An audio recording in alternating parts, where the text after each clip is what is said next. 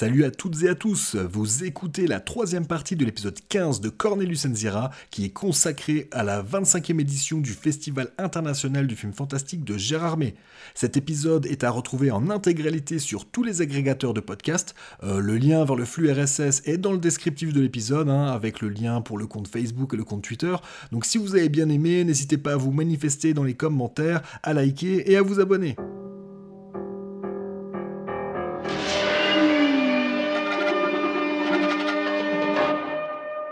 Le 12e film que j'ai vu au cours de ce festival était un film en compétition, projeté à 19h30 à l'Espace Lac, un film français au titre en anglais, Revenge. C'est un premier long métrage réalisé par Coralie Fargeau, et c'est un film sur lequel j'ai peut-être un peu de mal à avoir un avis définitif. Alors pourquoi ? Parce que j'ai eu pas mal de mal en fait avec le début du film. Que je vous raconte un peu le début. Donc en fait c'est l'histoire d'un type très riche, qui est marié, vraisemblablement, et qui se rend en hélicoptère dans une luxueuse villa au bord d'un désert. Alors, c'est pas précisé où, mais ça ressemble un peu à l'Ouest américain. Je suis pas sûr que ça ait été tourné là-bas, mais toujours est-il que ça y ressemble. Et il arrive là-bas en compagnie de sa jeune et jolie maîtresse, et donc il s'est rendu là pour passer quelques jours de luxure, on va dire poliment. Sauf que ce qu'il avait également prévu, c'était de faire un week-end de chasse avec deux de ses, on va dire, collaborateurs, parce qu'on imagine que c'est un espèce d'homme d'affaires, et donc voilà, il y a deux types qui bossent avec lui, et qui sont pleins aux as aussi, et qui viennent, voilà, avec des gros guns, pour shooter je ne sais quel animal dans... Je sais pas ce qu'il peut vivre dans ce désert, mais soit. Et donc lui, il n'avait pas nécessairement prévu de leur présenter sa maîtresse. Mais bon, ils vont quand même faire la fête.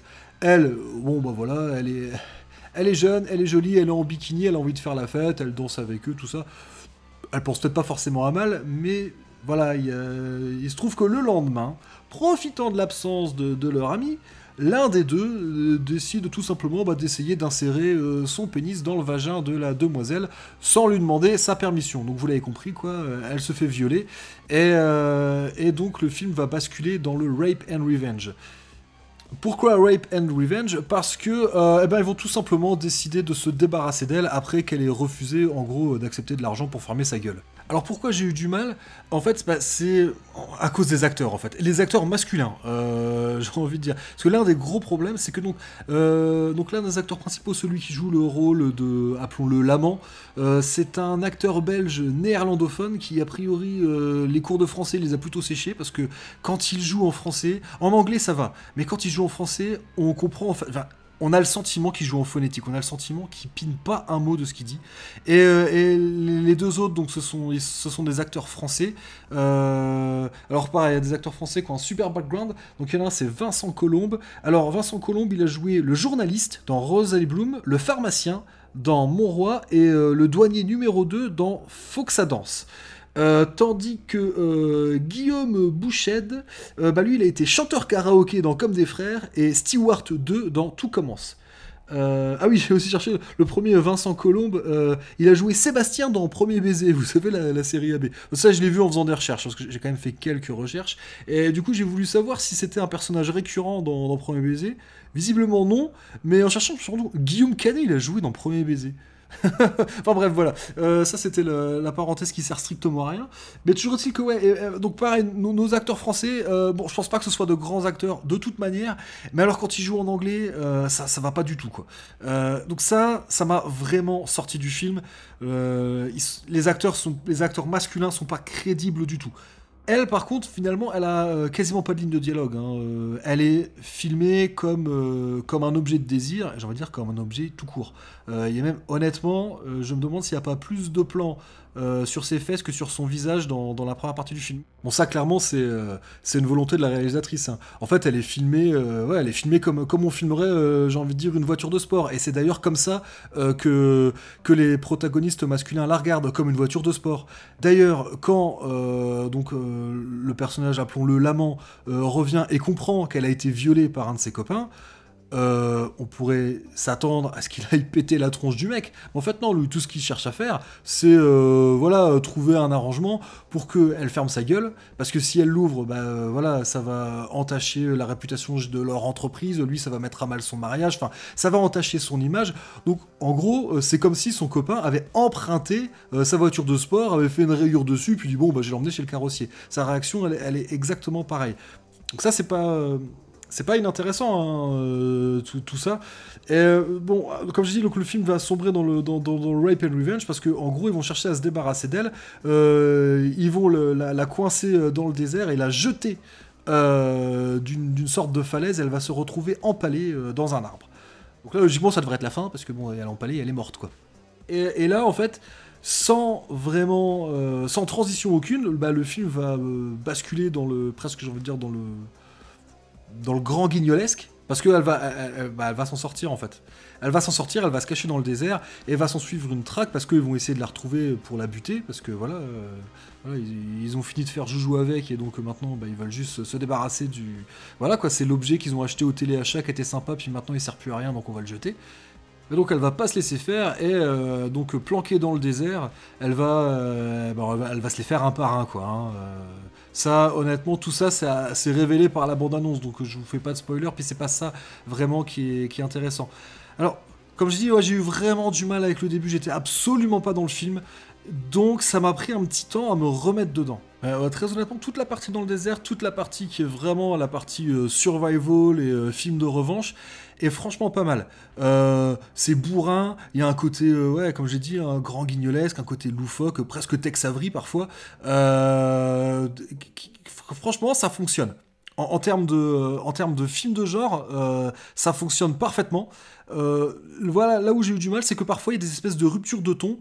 euh, Sans transition et voilà qui désarçonne un petit peu et franchement c'est pas toujours très bien amené j'ai trouvé donc c'est pour ça que j'ai un peu du mal à avoir un avis définitif sur le film et ce qui m'a aussi un peu une des questions que je me suis posée pendant la projection c'est que un rape and revenge réalisé par une femme doit-il nécessairement être féministe? Au final, est-ce que je me suis pas des fois un peu trop pris la tête à essayer de voir des choses? Parce que, par exemple, je m'attendais à une réelle transformation du personnage féminin à partir du moment où elle se retrouve dans le désert, parce qu'elle se retrouve quand même avec un arbre dans le bide.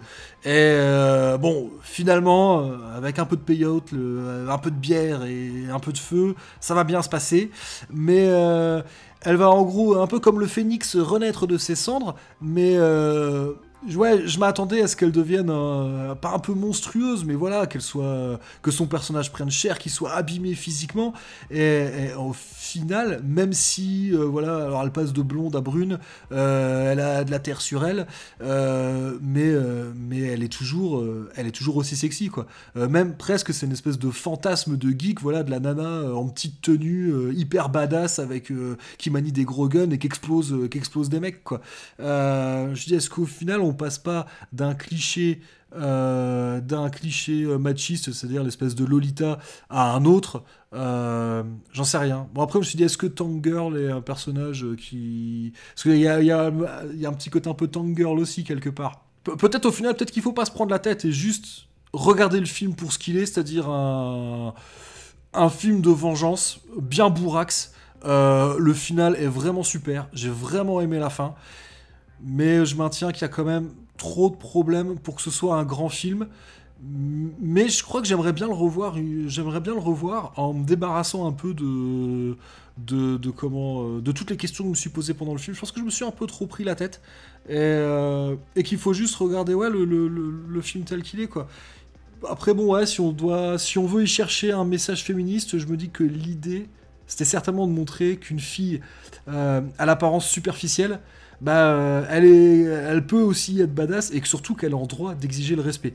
Voilà, donc les paysages sont vraiment bien, les scènes d'action sont cool, donc voilà, je suis un peu mi-figue, mi-raisin, mais j'ai quand même envie de le revoir, ne serait-ce que pour me faire une autre opinion.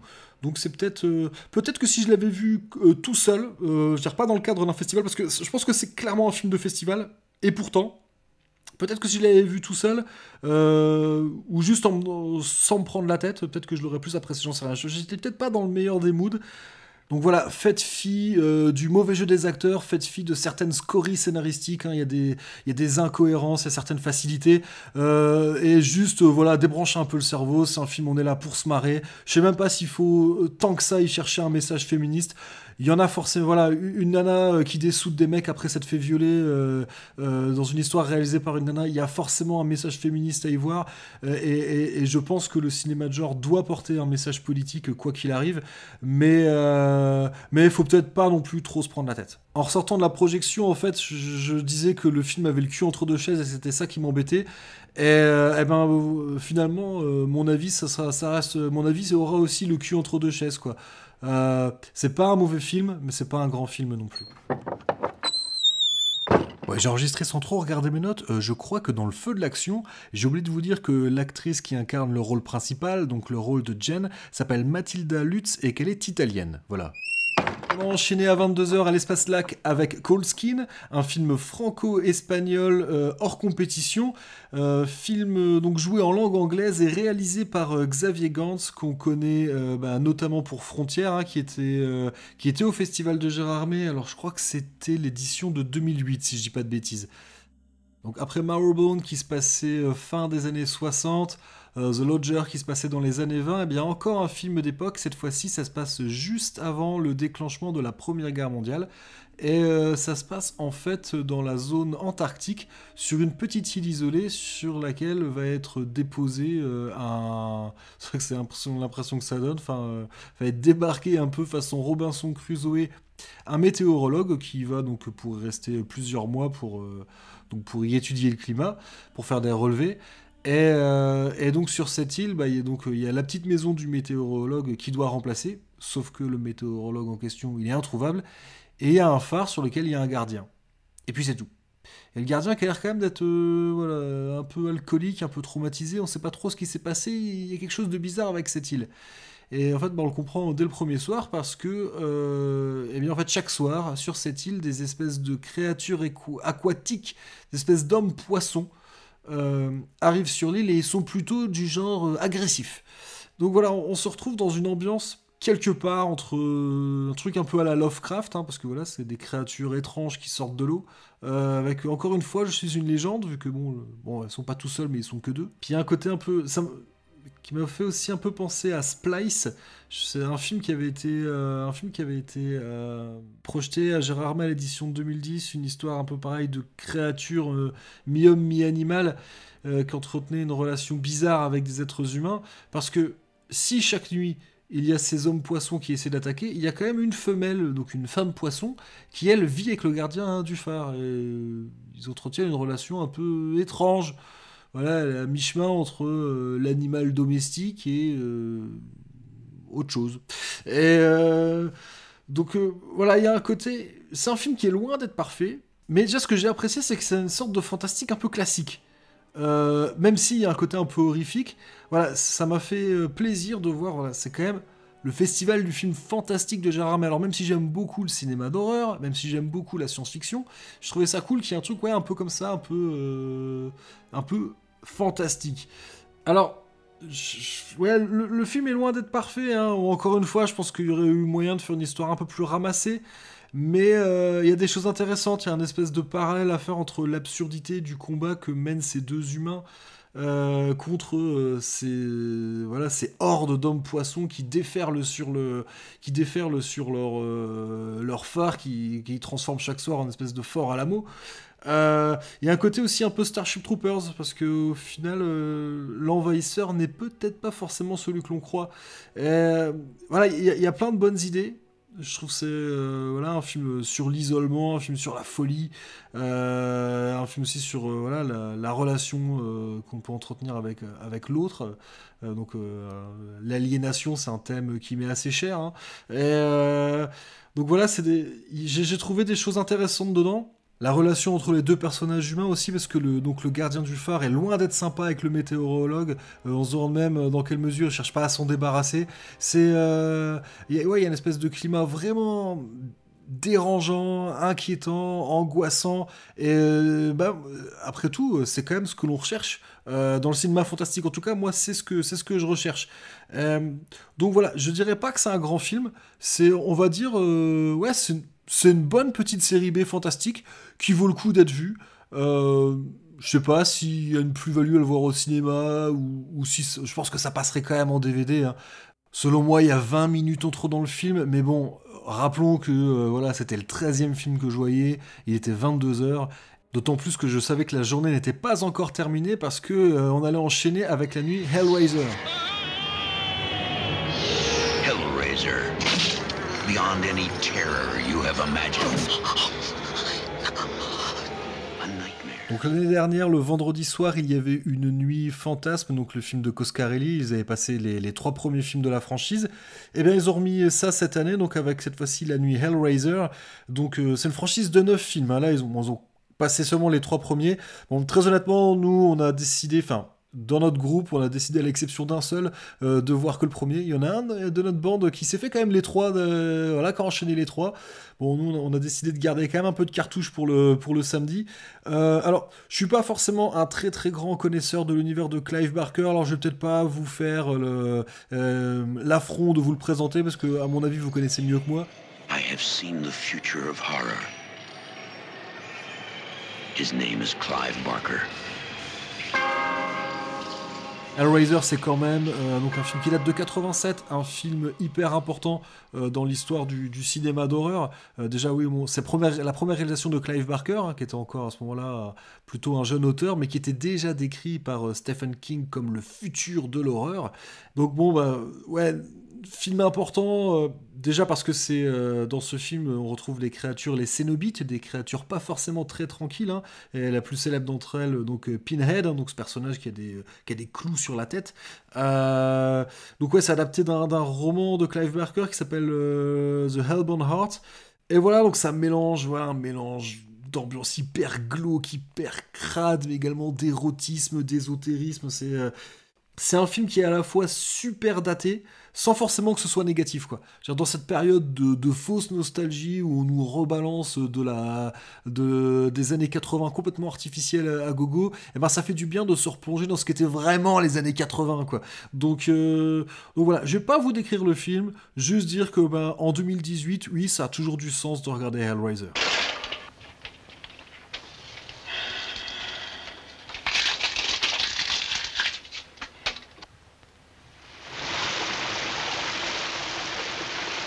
Donc voilà, après cette journée du vendredi bien chargée, on a attaqué tranquillement le samedi matin à 11 heures au casino pour aller voir un documentaire qui s'appelle 7852, donc un documentaire franco-américain consacré à une séquence bien particulière qui a marqué l'histoire du cinéma, la fameuse séquence de la douche dans Psychose, donc le film d'Alfred Hitchcock. Alors, le réalisateur Alexandre Philippe, il n'en est pas à son premier coup d'essai, hein. Il a réalisé plusieurs documentaires, notamment en 2010, il a sorti un docu qui s'appelle The People vs George Lucas. Rien que le titre, ça a l'air intéressant. Et un autre qui me met l'eau à la bouche, qui était sorti en 2014, qui s'appelle Dock of the Dead. Donc ça c'est des choses qui m'intéressent. Mais ouais, toujours est-il que apparemment c'est un très grand fan d'Hitchcock. Et ben ça se ressent, hein, dans le docu, c'est vraiment un docu passionnant, super bien réalisé. Et en fait, ouais, déjà, bon, il replace Psychose dans la culture pop.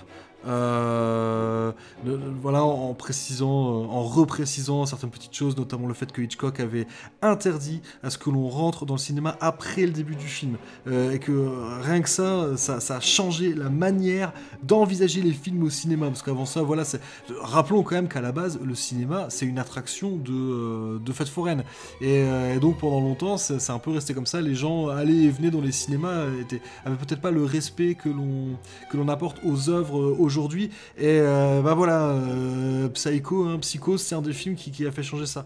Bon, après, ce carton à l'entrée du cinéma était peut-être, donc carton au sens propre du terme, était peut-être aussi une réponse au carton que l'on voit à la fin du film Les Diaboliques, donc film d'Henri-Georges Clouzot, parce que ce qu'il faut préciser, c'est que Clouzot, donc qui a réalisé, mis à part Les Diaboliques, il a réalisé également Le Corbeau, hein, Le Salaire de la peur, eh bien, Hitchcock le voyait comme une sorte de menace, parce qu'il était qualifié de Hitchcock à la française, et donc à la fin des Diaboliques, il est demandé aux spectateurs de surtout de ne pas révéler la fin du film aux gens qui ne l'auraient pas encore vu.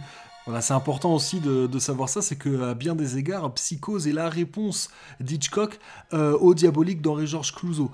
Même si Hitchcock a toujours présenté Psychose comme étant une sorte de farce et qu'il comprenait pas pourquoi tout le monde pensait que c'était un chef-d'œuvre. Bon, et puis n'oublions pas hein, que Psychose est quand même la matrice de tous les slashers. C'est un des films qui a le mieux utilisé, un des premiers films à utiliser la musique de cette manière. Il réexplique comment la censure a été contournée. Ça, c'est des choses hyper intéressantes à revoir. Et puis donc surtout, on revient sur cette fameuse scène. Donc pourquoi le film s'appelle 78-52 ? Parce que cette séquence, en fait, elle dure 52 secondes et il y a en tout 78 plans. Et donc, on va décortiquer comment ces plans ont été agencés, comment Hitchcock a réussi à manipuler tout le monde, que ce soit aussi bien les spectateurs que les censeurs. C'est vraiment hyper intéressant.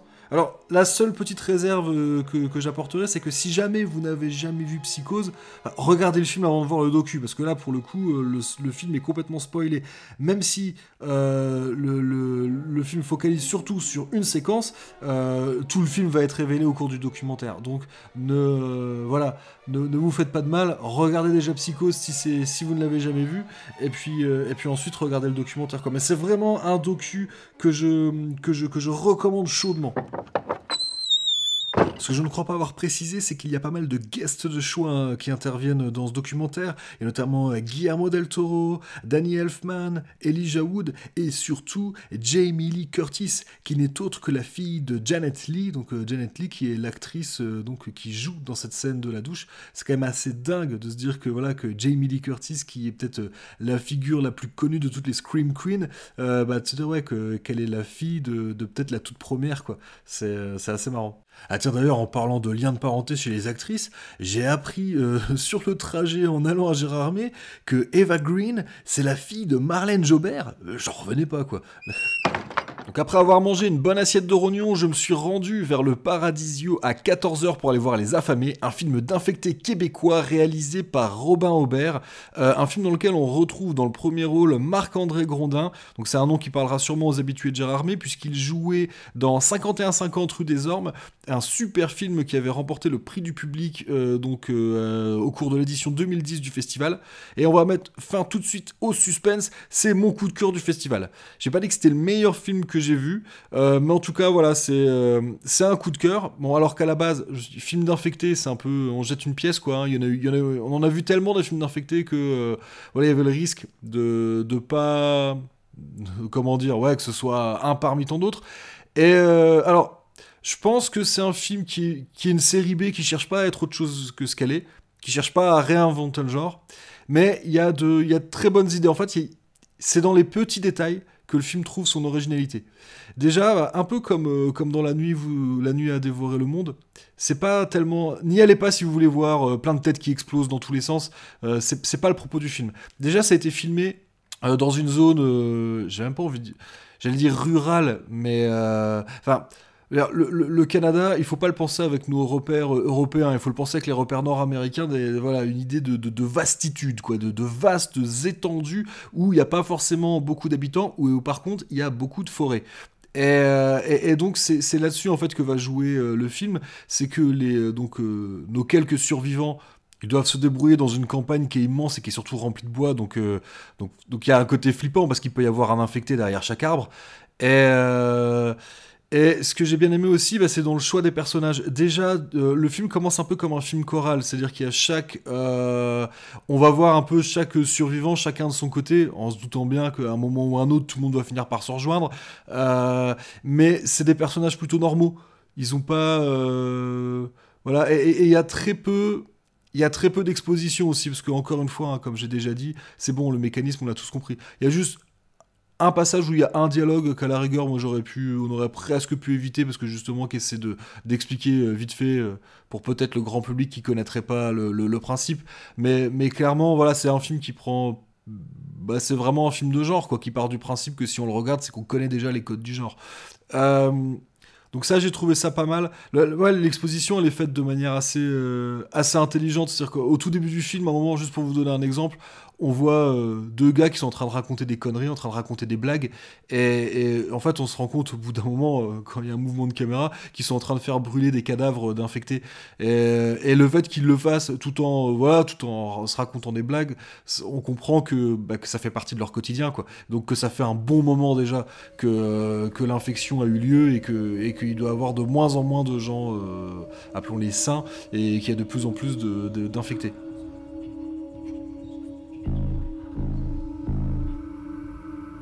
Si je te dis ce qui va se passer, au début, tu sauras pas ce qui t'arrive. C'est Jenny puis sa fille, je pense. La petite à la même école que le mien. C'est peut-être elle qui l'a mordu. Dans l'eau, dans l'air, dans nos gènes, je sais pas.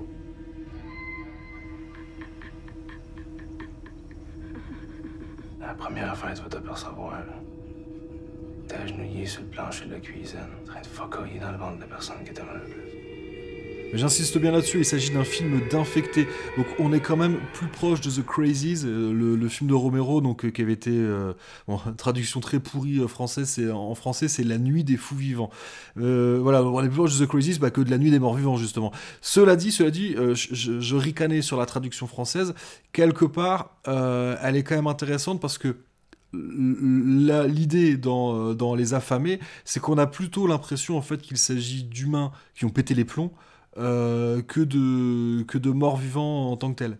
Enfin, humains qui ont pété les plombs, il y a aussi, encore une fois, une petite thématique, je suis une légende, que j'ai trouvé très intéressante. Pour moi, à chaque fois, voilà, je vous l'ai dit, hein, moi je suis vraiment fan de ce roman, et à chaque fois qu'il y a une petite réminiscence, c'est quelque chose, c'est un thème qui me plaît, c'est un thème qui me parle, et voilà, j'ai trouvé qu'il y avait quand même quelques petites réminiscences avec Je suis une légende, et ça m'a bien plu.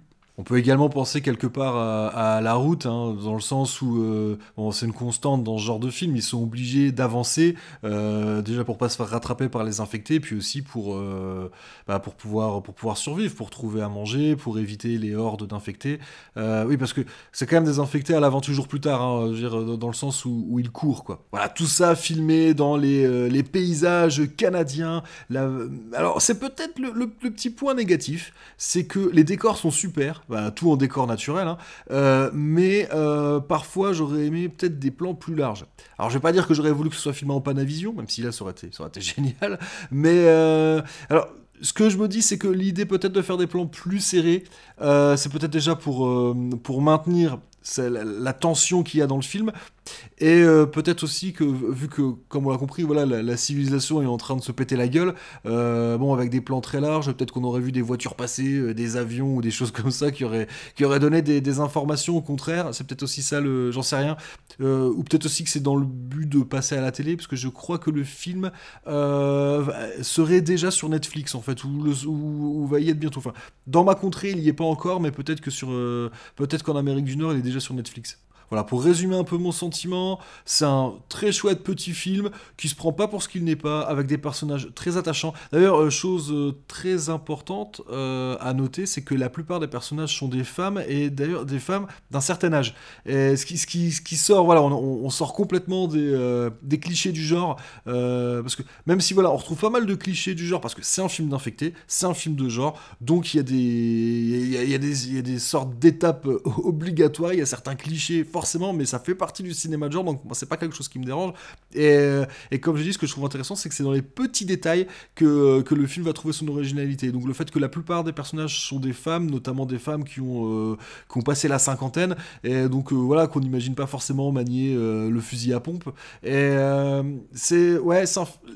les personnages prennent pas forcément de décisions débiles, de temps en temps, ils prennent des décisions qui sont un peu, voilà, des décisions qui sont pas forcément très malines parce qu'il y a un moment quand t'as des hordes d'infectés autour de toi, tu fais la première chose qui te passe par la tête. Mais disons que les personnages sont crédibles. Voilà, c'est ça que je veux dire. Les personnages sont crédibles. Le film alterne bien entre les moments plus calmes avec des dialogues qui sont souvent très marrants. C'est sous-titré par contre en français parce que il parle quand même avec un sacré accent québécois et avec des expressions bien de là-bas. Et au début, quand il y avait les sous-titres, je me suis dit ouais, ça va quoi. Et finalement, bah, j'étais bien content de les avoir. Et je sais plus ce que je voulais dire. Oui, voilà, ça alterne bien entre les passages un peu plus marrants, parce qu'il y a il y a des moments où on se marre vraiment dans le film, il y a des moments vraiment très marrants, et des passages où, pour le coup, on flippe vraiment pour les personnages. Donc, voilà, la balance est bien trouvée. C'est un film qui, s'il passe dans un cinéma près de chez vous, bah, c'est le genre de film qu'il faut soutenir, donc allez-y. Et sinon, si vous voulez le mater en VOD ou en DVD, très honnêtement, c'est, voilà, encore une fois, avec des potes, des pizzas, des canettes, vous allez passer une super soirée.